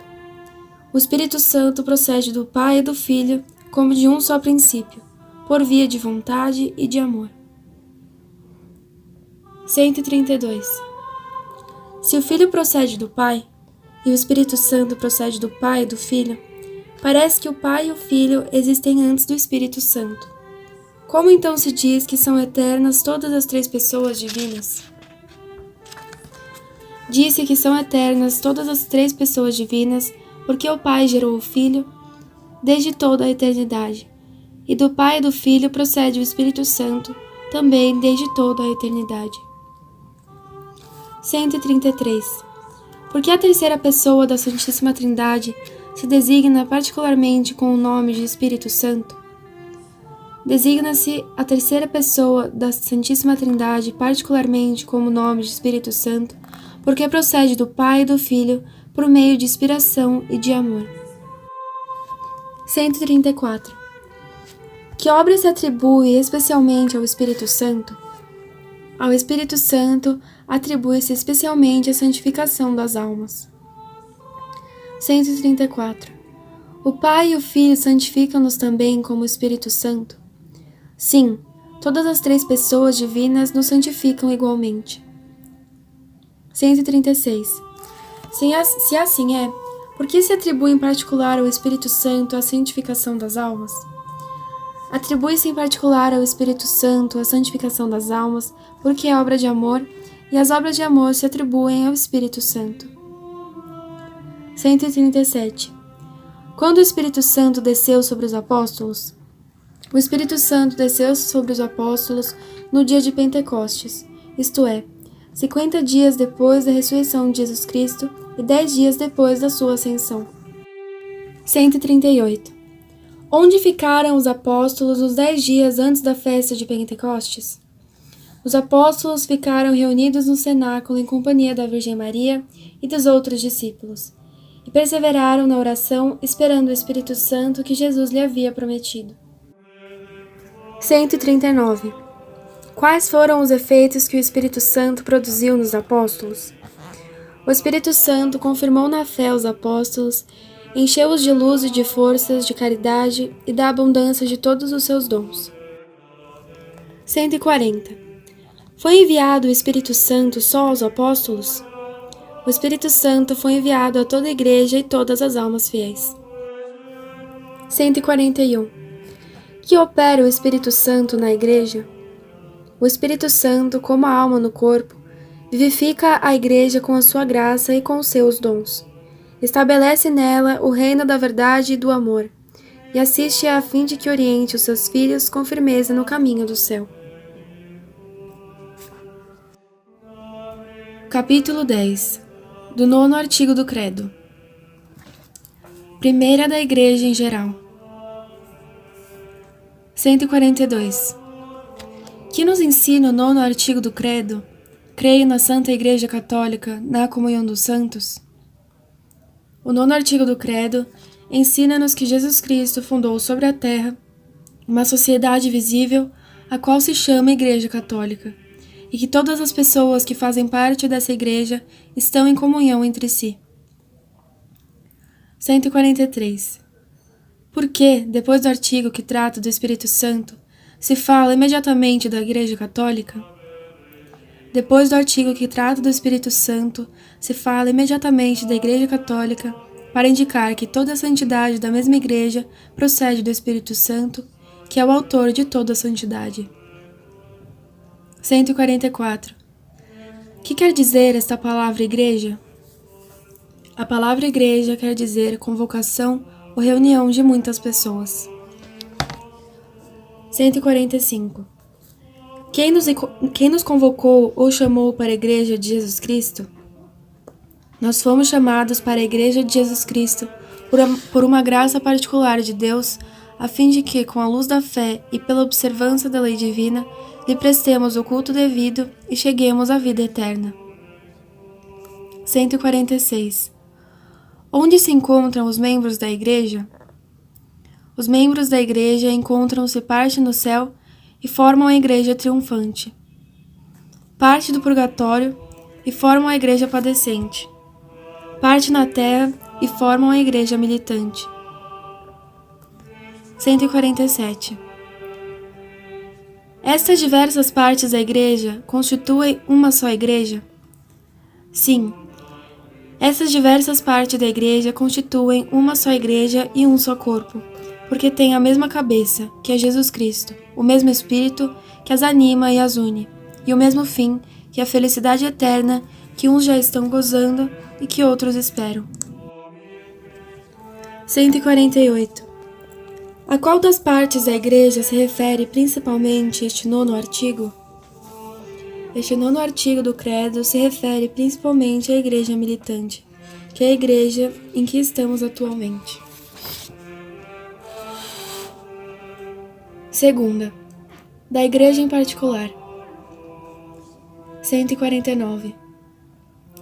Que é a Igreja Católica? A Igreja Católica é a sociedade ou reunião de todas as pessoas batizadas que, vivendo na terra, professam a mesma fé e a mesma lei de Cristo, participam dos mesmos sacramentos e obedecem aos legítimos pastores, principalmente a Romano Pontífice. 150. Dizei precisamente o que é necessário para alguém ser membro da Igreja. Para alguém ser membro da Igreja, é necessário estar batizado, crer e professar a doutrina de Jesus Cristo, participar dos mesmos sacramentos, reconhecer o Papa e os outros legítimos pastores da Igreja. 151. Quem são os legítimos pastores da Igreja? Os legítimos pastores da Igreja são o Pontífice Romano, isto é, o Papa, que é o pastor universal, e os bispos. Além disso, sob a dependência dos bispos e do Papa, tem parte no ofício de pastores os outros sacerdotes e especialmente os párocos. 152. Por que dizeis que o Pontífice Romano é o pastor universal da Igreja? Porque Jesus Cristo disse a São Pedro, primeiro Papa: Tu és Pedro, e sobre esta pedra edificarei a minha Igreja, e dar-te-ei as chaves do reino dos céus, e tudo que ligares na terra será ligado no céu, e tudo que desligares na terra será desligado também no céu. E disse-lhe mais: Apacenta os meus cordeiros, apacenta as minhas ovelhas. 153. Então não pertencem à Igreja de Jesus Cristo as sociedades de pessoas batizadas que não reconhecem o Romano Pontífice por seu chefe? Todos os que não reconhecem o Romano Pontífice por seu chefe não pertencem à Igreja de Jesus Cristo. 154. Como se pode distinguir a Igreja de Jesus Cristo de tantas sociedades ou seitas fundadas pelos homens e que se dizem cristãs? Pode-se distinguir a verdadeira Igreja de Jesus Cristo de tantas sociedades ou seitas fundadas pelo homem e que se dizem cristãs por 4 notas características. Ela é una, santa, católica e apostólica. 155. Por que dizeis que a Igreja é una?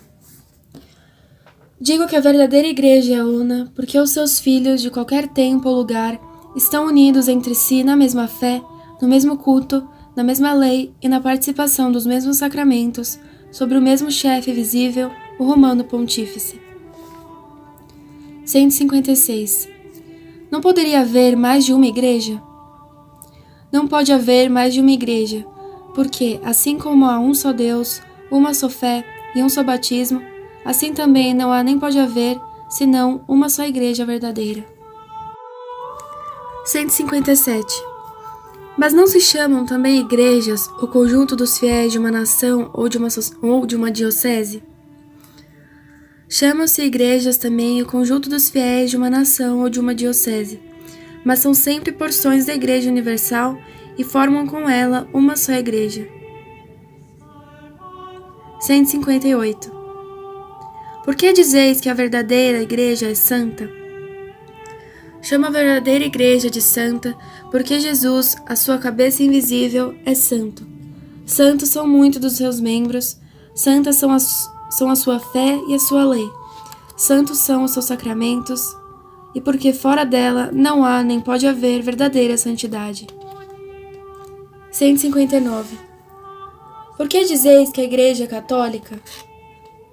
Chama a verdadeira igreja de católica, que quer dizer universal, porque abrange os fiéis de todos os tempos, de todos os lugares, de todas as idades e condições, e porque todos os homens do mundo são chamados a fazer parte dela. 160. Por que a igreja se chama também apostólica? A verdadeira igreja chama-se também apostólica porque remonta sem interrupção até os apóstolos. Porque crê e ensina tudo o que creram e ensinaram os apóstolos, e porque é guiada e governada pelos legítimos sucessores dos apóstolos. 161. Por que a verdadeira igreja se chama também romana? A verdadeira igreja chama-se também romana porque os 4 caracteres da unidade, santidade, catolicidade e apostolicidade se encontram só na igreja, que tem por chefe o bispo de Roma, sucessor de São Pedro. 162. Como é constituída a Igreja de Jesus Cristo? A Igreja de Jesus Cristo é constituída como uma sociedade verdadeira e perfeita. E nela, como numa pessoa moral, podemos distinguir um corpo e uma alma. 163. Em que consiste a alma da Igreja? A alma da igreja consiste no que ela tem de interior e de espiritual, isto é, a fé, a esperança, a caridade, os dons da graça e do Espírito Santo e todos os tesouros celestes que lhe provieram dos merecimentos de Cristo Redentor e dos santos. 164. E o corpo da igreja, em que consiste? O corpo da igreja consiste no que ela tem de visível e de externo, quer na associação de seus membros, quer no seu culto e no seu ministério de ensino, quer no seu governo e ordem externa. 165.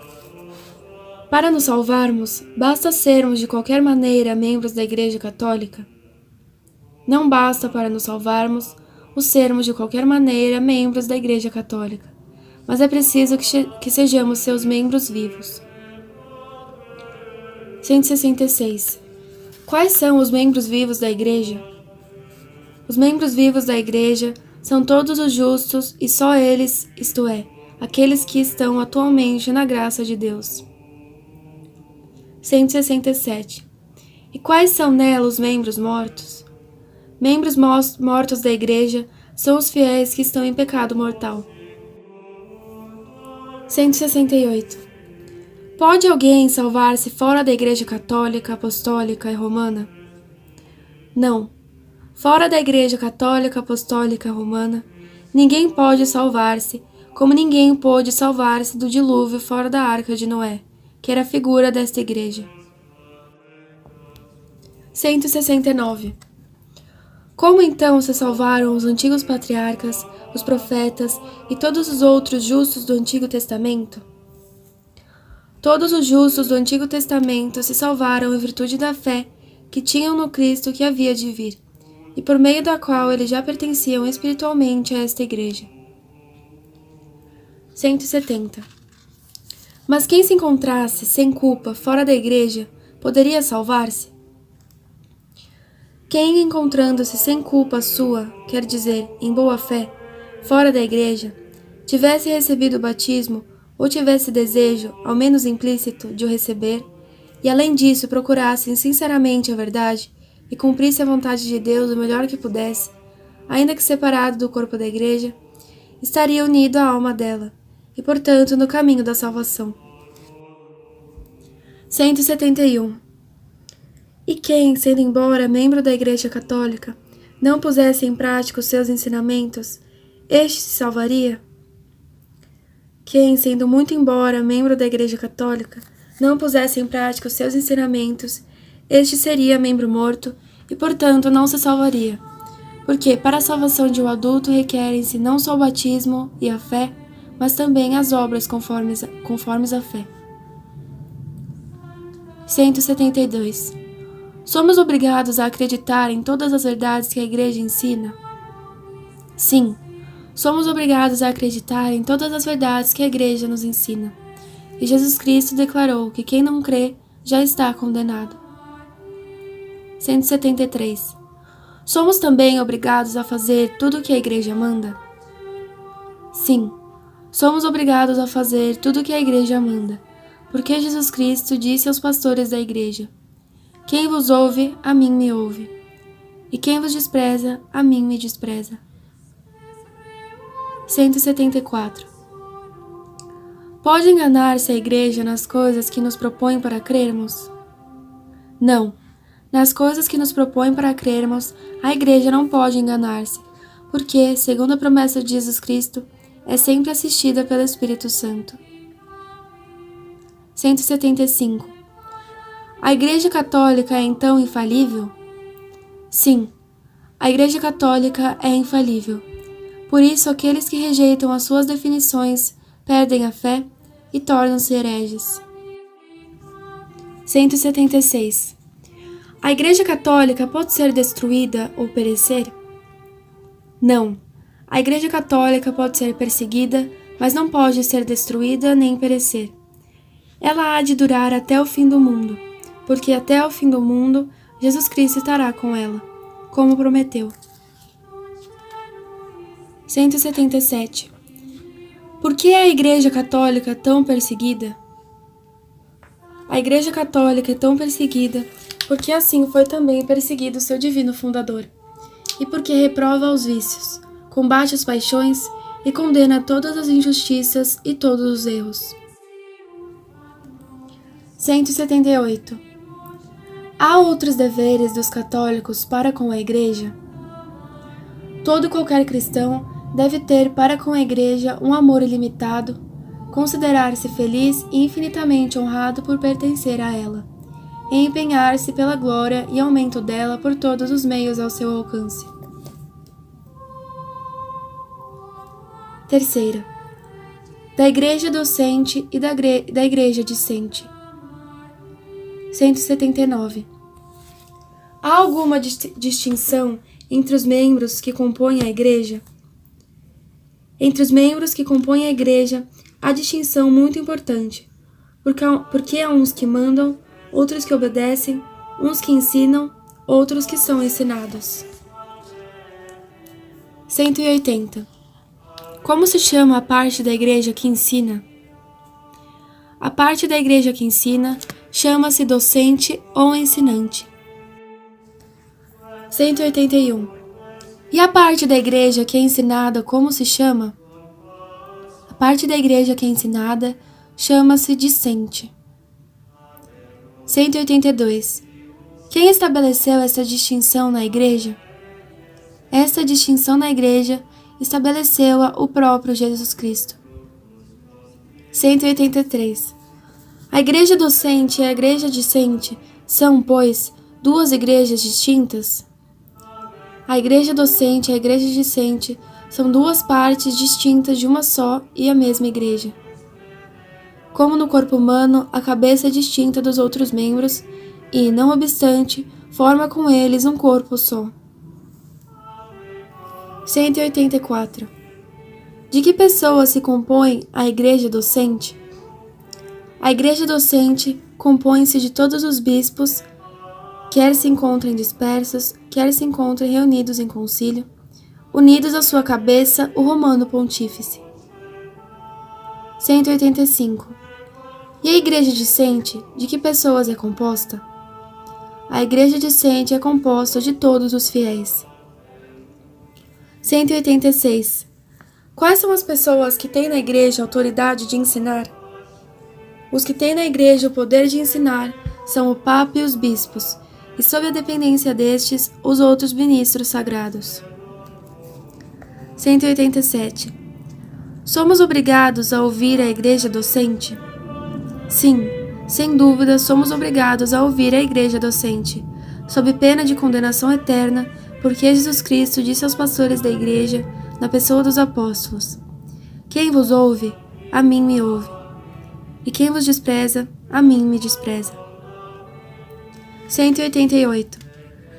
Além da autoridade de ensinar, tem a Igreja mais algum poder?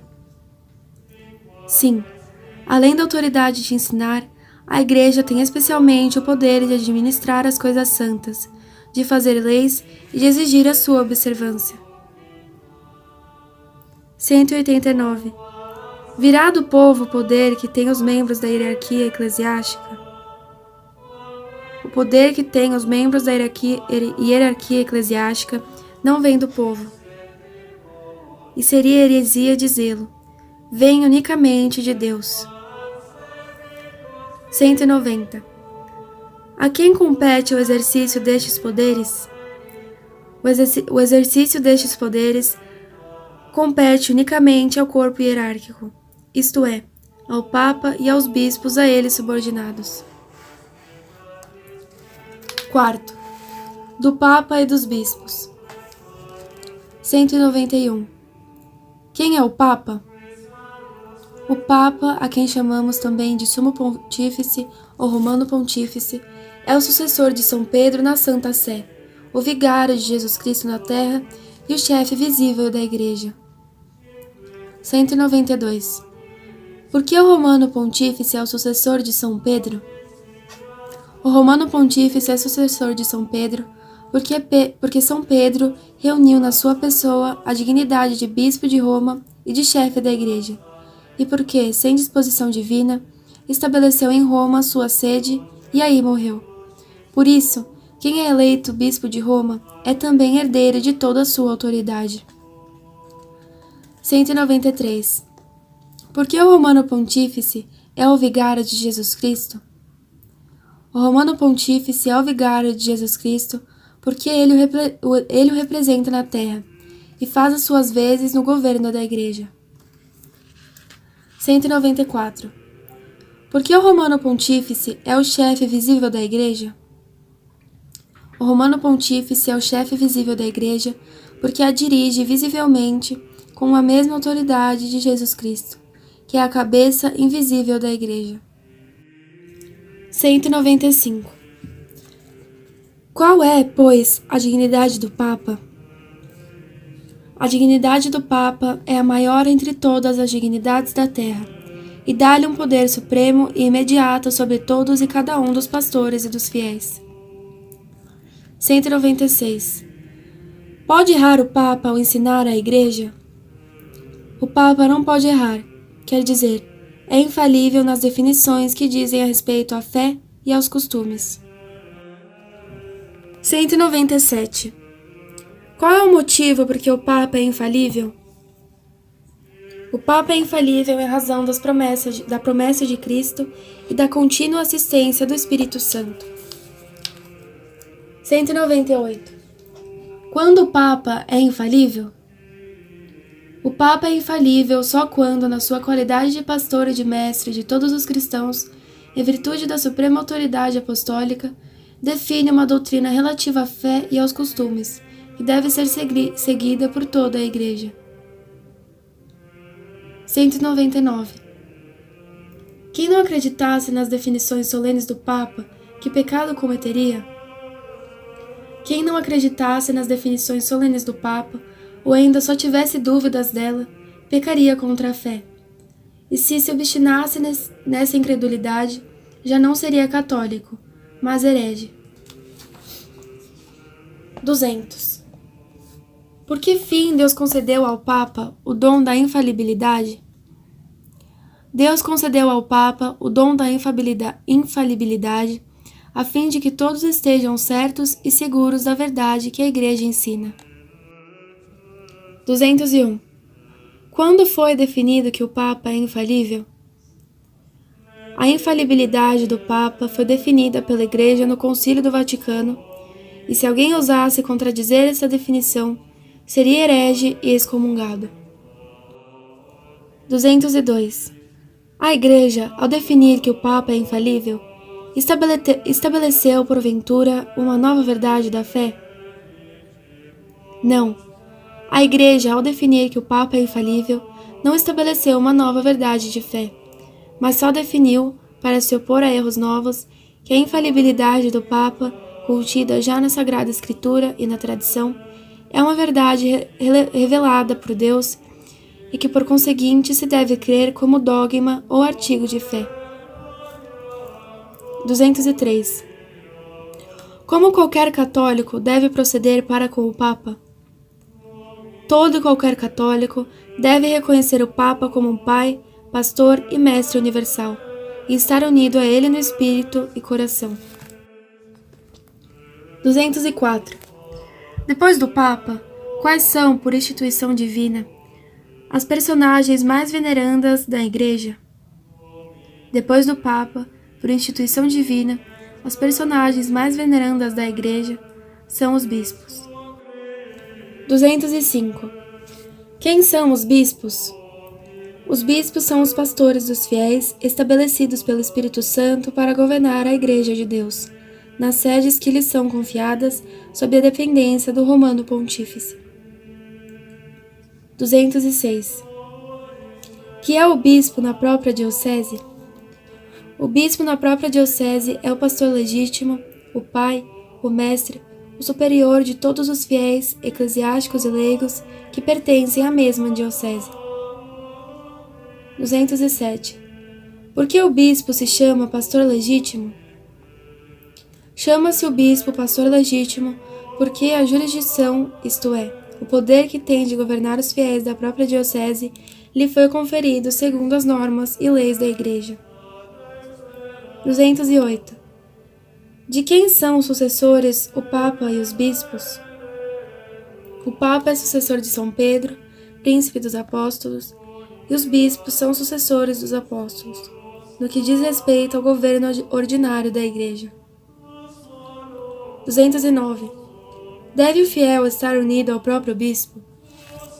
Sim, todo qualquer fiel, eclesiástico ou leigo, deve estar unido de espírito e de coração ao próprio bispo, que está em graça e em comunhão com a Sé Apostólica. 210. Como deve proceder o fiel para com o próprio bispo? Todo e qualquer fiel, eclesiástico ou leigo, deve respeitar, amar e honrar o próprio bispo, e prestar-lhe obediência em tudo que se refere ao bem das almas e ao governo espiritual da diocese. 211. Quais são os auxiliares do bispo na cura das almas? Os auxiliares do bispo na cura das almas são os sacerdotes, e principalmente os párocos. 212. Quem é o pároco? O pároco é o sacerdote delegado para presidir e dirigir, sob a dependência do bispo, uma porção da diocese que se chama paróquia. 213. Que deveres têm os fiéis para com o seu pároco? Os fiéis devem conservar-se unidos ao seu pároco, ouvi-lo com docilidade, professar-lhe respeito e submissão em tudo o que interessa ao bem da paróquia.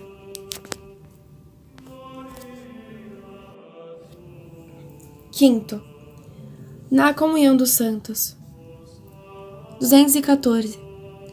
Que nos ensina o 9º artigo do credo com aquelas palavras, na comunhão dos santos? Com as palavras na comunhão dos santos, o 9º artigo do credo ensina-nos que na Igreja, pela íntima união que existe entre todos os seus membros, são comuns os bens espirituais, assim internos como externos, que lhe pertencem. 215. Quais são na Igreja os bens comuns internos? Os bens comuns internos da Igreja são a graça que se recebe nos sacramentos, a fé, a esperança, a caridade, os merecimentos infinitos de Jesus Cristo, os merecimentos superabundantes da Santíssima Virgem e dos santos, e o fruto de todas as boas obras que na mesma Igreja se fazem. 216. Quais são os bens externos comuns na Igreja? Os bens externos comuns na Igreja são os sacramentos, o santo sacrifício da missa, as orações públicas, as funções religiosas e todas as outras práticas exteriores que unem entre si os fiéis. 217. Nesta comunhão de bens entram todos os filhos da Igreja? Na comunhão dos bens internos entram somente os cristãos que estão na graça de Deus, os que estão em pecado mortal não participam de todos estes bens. 218. Por que não participam de todos estes bens aqueles que estão em pecado mortal? Porque é a graça de Deus, vida sobrenatural da alma, que une os fiéis a Deus e a Jesus Cristo como seus membros vivos e os torna capazes de fazer obras meritórias para a vida eterna. E porque aqueles que se encontram em estado de pecado mortal, não tendo a graça de Deus, estão excluídos da comunhão perfeita dos bens espirituais e não podem fazer obras meritórias para a vida eterna. 219. Então os cristãos que estão em pecado mortal não tiram proveito nenhum dos bens internos e espirituais da Igreja? Os cristãos que estão em pecado mortal tiram, ainda assim, algum proveito dos bens internos e espirituais da Igreja, porquanto conservam o caráter de cristãos, que é indelével, e a virtude da fé, que é a raiz de toda a justificação. Por isso, são auxiliados pelas orações e boas obras dos fiéis, para obterem a graça da conversão. 220. Os que estão em pecado mortal podem participar dos bens externos da Igreja? Os que estão em pecado mortal podem participar dos bens externos da Igreja, contanto que não estejam separados da mesma Igreja pela excomunhão. 221. Por que os membros desta comunhão, considerados em seu conjunto, se chamam santos? Os membros dessa comunhão chamam-se santos porque todos são chamados à santidade e foram santificados por meio do batismo, e muitos deles atingiram já a santidade perfeita. 222. A comunhão dos santos estende-se também ao céu e ao purgatório? Sim, a comunhão dos santos estende-se também ao céu e ao purgatório, porque a caridade une as três igrejas, triunfante, padecente e militante. E os santos rogam a Deus por nós e pelas almas do purgatório. E nós damos honra e glória aos santos e podemos aliviar as almas do purgatório, aplicando em sufrágio delas missas, esmolas, indulgências e outras boas obras. 6. Daqueles que estão fora da igreja. 223. Quem são os que não participam da comunhão dos santos? Aqueles que não participam da comunhão dos santos são, na outra vida, os condenados, e nesta vida, aqueles que não pertencem nem à alma nem ao corpo da igreja. Quer dizer, aqueles que estão em estado de pecado mortal e se encontram fora da verdadeira igreja. 224. Quem são os que se encontram fora da verdadeira igreja? Encontram-se fora da verdadeira igreja os infiéis, os judeus, os hereges, os apóstatas, os cismáticos e os excomungados. 225. Quem são os infiéis?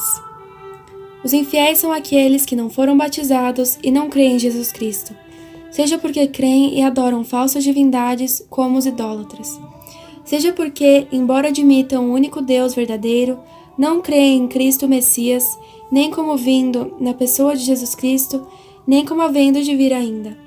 Tais são os maometanos e outros semelhantes. 226. Quem são os judeus? Os judeus são aqueles que professam a lei de Moisés, não receberam o batismo, nem creem em Jesus Cristo. 227. Quem são os hereges? Os hereges são as pessoas batizadas que recusam, com pertinácia, crer em alguma verdade revelada por Deus e ensinada como de fé pela Igreja Católica. Por exemplo, os arianos, os nestorianos e as várias seitas dos protestantes. 228. Quem são os apóstatas? Os apóstatas são aqueles que abjuram, isto é, renegam, como alto externo, a fé católica que antes professavam. 229. Quem são os cismáticos? Os cismáticos são os cristãos que, não negando explicitamente dogma algum, se separam voluntariamente da Igreja de Jesus Cristo ou dos legítimos pastores. 230. Quem são os excomungados? Os excomungados são aqueles que, por faltas graves, são fulminados com excomunhão pelo Papa ou pelo Bispo, e, portanto, são separados como indignos do corpo da Igreja, a qual espera e deseja a sua conversão. 231. Deve-se temer a excomunhão? Deve-se temer grandemente a excomunhão, porque é o castigo mais grave e mais terrível que a Igreja pode infligir aos seus filhos rebeldes e obstinados. 232. De que bens ficam privados os excomungados? Os excomungados ficam privados das orações públicas, dos sacramentos, das indulgências e excluídas da sepultura eclesiástica. 233. Podemos nós auxiliar de alguma maneira os excomungados? Nós podemos auxiliar de alguma maneira os excomungados e todos os outros que estão fora da verdadeira Igreja com advertências salutares, com orações e boas obras, suplicando a Deus que, pela sua misericórdia, lhe conceda a graça de se converter à fé e de entrar na comunhão dos santos. Capítulo 11. Do 10º artigo do Credo. 234. Que nos ensina o 10º artigo do Credo na remissão dos pecados? O 10º artigo do Credo ensina-nos que Jesus Cristo deixou à sua Igreja o poder de perdoar os pecados. 235. Pode a Igreja perdoar todas as espécies de pecados? Sim, a Igreja pode perdoar todos os pecados, por numerosos e graves que sejam, porque Jesus Cristo lhe concedeu o pleno poder de ligar e desligar. 236. Quem são os que na Igreja exercem esse poder de perdoar os pecados? Os que na Igreja exercem o poder de perdoar os pecados são, em primeiro lugar, o Papa, que é o único que possui a plenitude de tal poder, depois os bispos e, sob a dependência dos bispos, os sacerdotes. 237.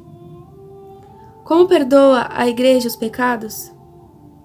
A Igreja perdoa os pecados pelos merecimentos de Jesus Cristo, administrando os sacramentos por ele instituídos para este fim, especialmente o batismo e a penitência. Capítulo 12. Do 11º artigo do Credo. 238. Que nos ensina o 11º artigo do Credo na ressurreição da carne? O 11º artigo do Credo ensina-nos que todos os homens hão de ressuscitar, retomando cada alma o corpo que teve nesta vida. 239. Como se fará a ressurreição dos mortos? A ressurreição dos mortos realizar-se-á por virtude de Deus onipotente, a quem nada é impossível. 240. Quando será a ressurreição dos mortos? A ressurreição de todos os mortos será no fim do mundo, e depois se seguirá o juízo universal. 241. Por que quer Deus a ressurreição dos corpos? Deus quer a ressurreição dos corpos para que a nossa alma, tendo feito bem ou mal unida ao corpo, receba juntamente com ele o prêmio ou o castigo. 242. Ressuscitarão todos os homens da mesma maneira? Não. Haverá enorme diferença entre os corpos dos eleitos e os corpos dos condenados, porque somente os corpos dos eleitos terão, à semelhança de Jesus Cristo ressuscitado, os dotes dos corpos gloriosos. 243. Quais são estes dotes que adornarão os corpos dos bem-aventurados? Os dotes que adornarão os corpos gloriosos dos bem-aventurados são: primeira, a impassibilidade pela qual eles não mais poderão estar sujeitos a males, nem dores de espécie alguma, nem às necessidades de alimento, de repouso e de qualquer outra coisa. Segundo, a claridade pela qual eles resplandecerão como o sol e as estrelas. Terceira, a agilidade pela qual eles poderão passar no momento, sem fadiga, de um lugar para outro e da terra ao céu. Quarta, a sutileza pela qual eles poderão, sem obstáculo, passar através de qualquer corpo, como fez Jesus Cristo ressuscitado. 244. Como serão os corpos dos condenados? Os corpos dos condenados serão destituídos dos dotes dos corpos gloriosos dos bem-aventurados, e trarão o horrível estigma da reprovação eterna. Capítulo 13. Do 12º artigo do Credo. 245. Que nos ensina o último artigo do Credo, na vida eterna? O último artigo do Credo ensina-nos que depois da vida presente há outra, ou eternamente feliz, para os eleitos no paraíso, ou eternamente desgraçada, para os condenados no inferno. 246. Podemos compreender a felicidade do paraíso? Não. Não podemos compreender a felicidade do paraíso, porque excede os conhecimentos da nossa inteligência limitada e porque os bens do céu não podem comparar-se aos bens desse mundo. 247. Em que consiste a felicidade dos eleitos? A felicidade dos eleitos consiste em verem, amarem e possuírem para sempre a Deus, fonte de todo o bem. 248. Em que consiste a desgraça dos condenados?